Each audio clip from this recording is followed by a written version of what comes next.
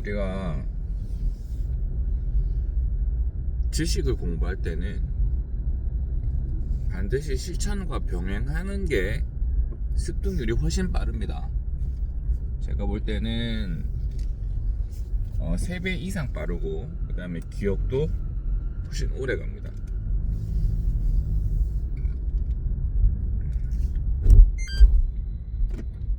우리는 선학습 후 체험이라고 하는 프로토콜을 일반적으로 따르면서 살아왔습니다. 왜냐하면 우리가 교육을 받을 때는 실험을 할 수 있는, 실습을 할 수 있는 상황이 아닌 경우가 많습니다. 그리고 먼저 이제 우리가 학교 때 학생할 때서 이렇게 또 순수하게 책상 위에서만 일어나는 학문들, 수학 같은 학문들은 실전에 적용하기는 좀 어렵죠. 수학은 실전에서 일어나는 일을 바탕으로 발전된 학문이고, 그거를 실질적으로 계산해내기 위해서 일어난 학문이지만, 우리가 배울 때 미분이나 이런 것들은 우리가 공대에서 써먹는 게 아니잖아요. 우리 미분은 고등학교 때 배우는데,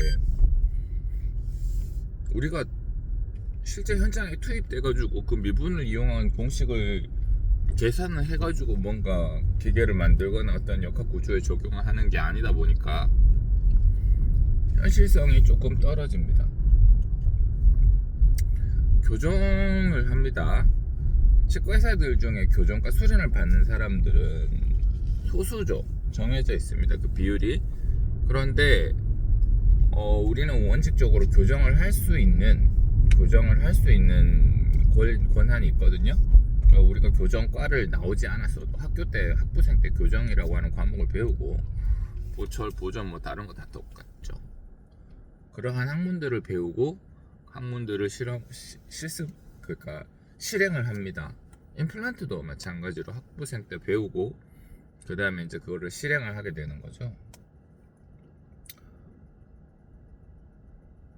저희가 졸업하던 당시에는 임플란트에 대한 수업이 거의 없었습니다. 한 반학기도 안 되는 것 같아요. 반학기도 안 되고, 그나마도 교수님이 정식으로 가르쳐 준 게 아니고 외래에서 오신 외래 교수님들이 잠깐 언급만 하고 가는 그런 수준의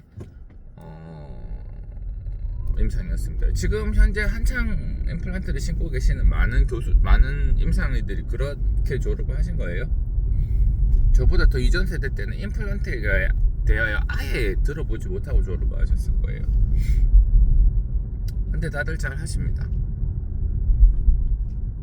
자, 이겁니다. 지식은 현재 필드에서 현실과 같이 병행돼서 공부할 때 가장 강력하게 바인딩이 됩니다. 지식이 뇌에 들어오고 그것이 현실과, 그러니까 실제 임상과 같이 이루어져서 바인딩이 돼야 영원히 자기의 머릿속에 남는 겁니다. 교정도 마찬가지입니다. 교정을 이론을 다 공부하려면 끝이 없습니다. 막 오랜 시간에 걸쳐서 공부를 해야 됩니다. 그런데 실제 임상에서 만나는 케이스들은 실제 교정학에서 배우는 것보다는 훨씬 단순한 케이스들이 많고요. 그 다음에 실제 탁상에서 이루어지는 이론으로는 해결할 수 없는 것들도 많이 있습니다. 실제 학교에서 배우는 것보다 훨씬 단순한 것들도 많고, 실제 학교에서 배우는 걸로는 이 문제를 해결할 수 없는 경우도 굉장히 많이 발생합니다. 그러니까 다양한 환경에서 우리가 다양하게 적용을 할 수 있는 어떤 그런 잔뼈가 굵은 그런 지식들이 있어야 되는데요. 이런 것들은 책에서는 배울 수가 없고, 실제 임상을 맞닥뜨렸을 때 다른 사람들이 어떻게 해결해 왔는가를 우리가 이제 저널을 찾아본다든지, 케이스 리뷰를 찾아본다든지, 실제 취업례라 그러죠. 취업례를 찾아본다든지, 논문을 찾아본다든지, 아니면 주변 선배님들이나 아니면 다른 스승이라고 모실 수 있는 사람들과 논의를 한다든지, 그런 식으로 해서 해결을 해가는 겁니다. 사실은 치의학뿐만 아니라 다른 모든 학문들도, 의학도 마찬가지, 다른 모든 학문들도 그렇게 해서 쌓아 올려지는 것들이고, 그렇게 해서 발생하는 수많은 베리에이션들을 전부 다 교과서에 담을 수는 없는 거죠. 그래서 우리가 졸업하고 난 다음에도 상당히 많은 것을 배우고 세분화된 것들을 또 다시 우리가 눈으로 보고 익히는 거죠. 그래서 치과 의사들 중에 많은 수가 교정을 배우지만 교정을 못합니다. 교정은 오랜 시간에 걸쳐서 중장기적인 피드백을 계속적으로 받아야 됩니다. 그러니까 한번 외우고 빨리 치료가 끝나는 단기성의 그런 치료가 아니라 해결되지 않을 것 같은 문제를 앞으로 1년에서 2년 정도 계속적으로 이 환자를 보면서 해결해 나가는 과정에 있는 거예요. 그래서 근데 이제 우리가 교정을 하게 되면 가역적인 치료가 아니고 비가역적인 치료가 됩니다. 제가 교정을 잘못하면 환자한테 영원히 그 트라우마가 남게 됩니다.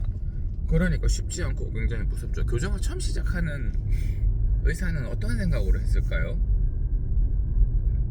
치아를 이렇게 해서 힘을 이쪽으로 줘서 움직이면 움직여지지 않을까? 그 당시에는 뭐 치료를 하려는 의지는 있지만 인권이 지금처럼 강하지는 않을 때였지 않았을까 생각을 합니다. 처음에 배를 개복한 의사, 여기를 배를 잘라서 장기를 건드려 갖고 해봐야 되겠다라고 생각한 의사는 어떤 마인드였을까? 그건 전 잘 모르겠습니다만 하여튼 대단한 용기가 필요한 것이죠. 대단한 용기가 필요하고 그 다음에 실제로 그런 작업을 했을 때 결과가 어떻게 나오는가에 따라서 나오는 피드백은 그 의사에게 즉각적인 어떤 자극을 줄 수 있습니다. 그리고 그 사람은 자기가 기록할 수 있는 최대한 자세하게 기록을 하겠죠. 옛날에는 영상을 남기는 것도 없었으니까 무조건 글로 적는 수밖에 없었을 겁니다. 최대한 자세하게 기록하려고 하고 피가 막 나는 환경에서도 막 최대한 그 그림을 그려내려고 노력하고 자기가 그리진 않았을 거고 뭐 이제 의사를 데리고 화가를 데리고 와서 이거 좀 짧은 순간 동안 최대한 좀 자세하게 좀 그려달라 뭐 이런 식으로 얘기를 아마도 했지 않았을까 싶습니다. 자기가 그린 사람들도 있더라고요. 이건 평소에 그리는 연습을 많이 했거나 그렇겠죠. 아이를 낳지 않으면 진정한 의미의 부모가 어른이 될 수 없다. 진정한 의미의 부모가 아니라 진정한 의미의 어른이 될 수 없다. 아이를 가지지 않은 사람은 진정한 의미의 성인이 될 수 없다는 얘기를 합니다. 저는 그 얘기를 통감하는데요. 실제로 아이가 있는 사람과 없는 사람은 생각하는 게 많이 다릅니다. 생각하는 폭도 많이 다르고 할애해 줄 수 있는 영역도 많이 다릅니다. 이러한 물건이 떨어졌을 때 이걸 내가 가져갈 것인가 아니면 무언가 다른 사람을 위해 양보할 것인가, 과연 이게 정말로 나한테 필요한가 아닌가, 이런 것들을 보게 됩니다.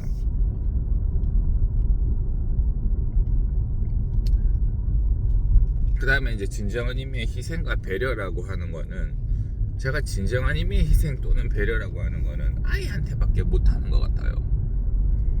그렇게 해서 진정한 의미의 희생과 배려를 해보고 난 사람들은 다른 사람들에게도 그걸 할 수 있는 문이 비로소 열리는데 안 됩니다. 자, 이러한 것들은 우리가 항상 도덕 시간에 배우던 것들이에요.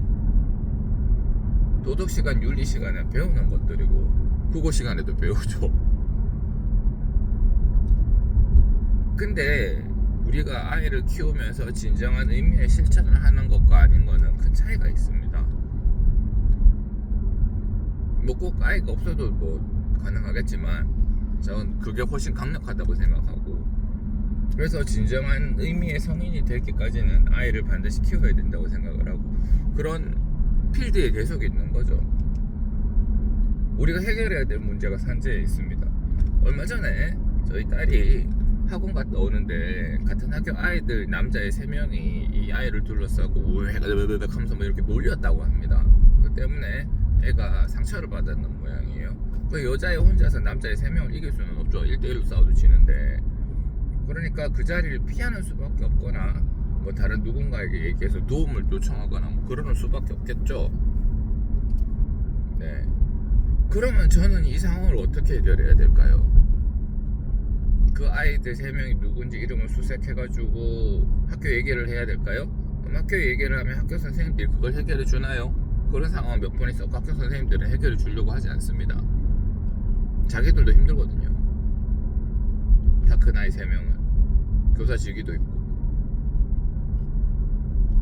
어떻게 해결해야 될까요? 이건 저에게 실존해 있는 문제인 거예요. 저한테 실존적으로 다가온 문제고, 저는 이러한 문제를 어떻게든 해결을 해야 되는 상황인 거죠.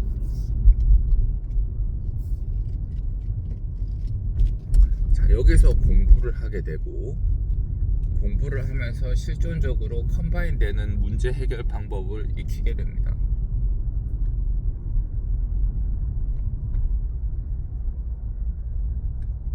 저는 뭐가 됐거나 이 딸아이에게 발생된 이 문제를 해결을 해야 돼요. 어떤 방식으로든 간에. 그러면서 우리는 진정한 의미의 성장을 겪게 됩니다. 이 상황을 어떻게 할 것인가? 이 나이대 남자들은 뭐 왜 이런 행동을 하는가? 우리 딸은 어떻게 행동을 해야 하는가? 이런 것들. 자, 우리가 문제를 맞닥뜨려서 지식을 요구하는 과정, 지식을 먼저 배우고 문제를 해결하지 않는 것과는 다르게 문제를 맞닥뜨렸는데 내가 지식이 없는 과정, 없는 상태에서 이 문제를 해결하는 방법은 고통스럽지만 그 효과는, 지식이 자기에게 컴바인 되는 그 효과는 매우 강력합니다. 지식과 실행이 동시에 일어나고 있는 거죠. 지식과 실행이 동시에 일어나기 때문에 이러한 효과는 매우 강력하다고 말씀드릴 수가 있겠습니다. 자, 여기서부터가 본론입니다. 여러분들은 필드를 떠나셔서는 안 돼요. 여러분들이 지금 일을 하고 있는 그 직장을 떠나셔서는 안 됩니다. 파이어, 뭐 이런 것들은 다 부질없는 것들입니다. 어린 나이에 재정적으로 독립을, 아니면 자기가 점점 살아가면서 자기가 재정적인 독립을 이루어가는 과정은 중요합니다. 중요한데요, 리타이어 얼리는 아닙니다. 파이어 하지 마십시오. 이거 여러 번 얘기했는 거지만 리타이어 얼리는 아닙니다. 여러분은 여러분의 필드에서 많은 걸 배웁니다. 여러분은 여러분의 필드에서 수많은 사람들과 만나게 되고 별의별 사람을 다 만나게 됩니다. 이기적인 사람, 염치 없는 사람, 하늘 같은 사람, 베푸는 사람, 정성들이 뭔가 일을 꼼꼼히 하는 사람, 일을 대충 하는 사람, 실수가 많은데 착한 사람, 실수는 없지만 차가운 사람, 둘 다인 사람, 다양한 사람을 만나게 되고 다양한 환경에서 우리는 해결법을 요청받게 됩니다. 다양한 해결 방법을 연구해야 되고, 이건 교과서에 나오지 않거든요. 아무도 가르쳐주지 않습니다. 이 세상 그 누구도 가르쳐주지 않아요. 이러한 환경에 대해서. 다만 우리가 찾아보면 실험, 치료에는 치험례는 존재합니다. 우리가 보는 다양한, 교정적으로 만나는 다양한 케이스들, 임플란트에서 만나는 다양한 케이스들을 모두 교과서에 실어놓지는 않습니다. 불가능합니다. 선배들이 알려주지도 않아요. 그런 걸 경험하지 못한 사람들도 있으니까. 그러나 누군가는 이걸 해결했고, 누군가는 피 튀기는 심정으로 이거를 자세히 기록을 해놨어요. 그러니까 우리는 그걸 찾아서 보면서 해결을 해야 됩니다. 모든 것이 다 그렇습니다. 교정과 수련을 받으면 모든 케이스를 다 할까? 아니요. 택도 없습니다. 3년 갖고 뭐래요? 택도 없습니다. 20년 넘게 교정하신 분도 교정이 어렵다고 하는 판에, 그리고 새로운 기술이 계속 개발되고 있는 판에, 우리가 배운 건 절대 전부가 아니에요. 우리가 배운 건 절대 전부가 아니고 더 많은 것들을 항상 찾아가며 현실과 컴바인 해야 됩니다. 우리는 직장을 떠나서는 안 돼요. 그러한 것들을 제공해 줄 수 있는 좋은 거예요. 물론 힘들고 스트레스도 받지만, 그렇다고 해서 우물을 우물 안에 개구리로 남아서는 안 됩니다. 아무것도 배우지 못해요. 아무것도 배우지 못한다. 그렇습니다. 리타이어 얼리는 하지 마세요.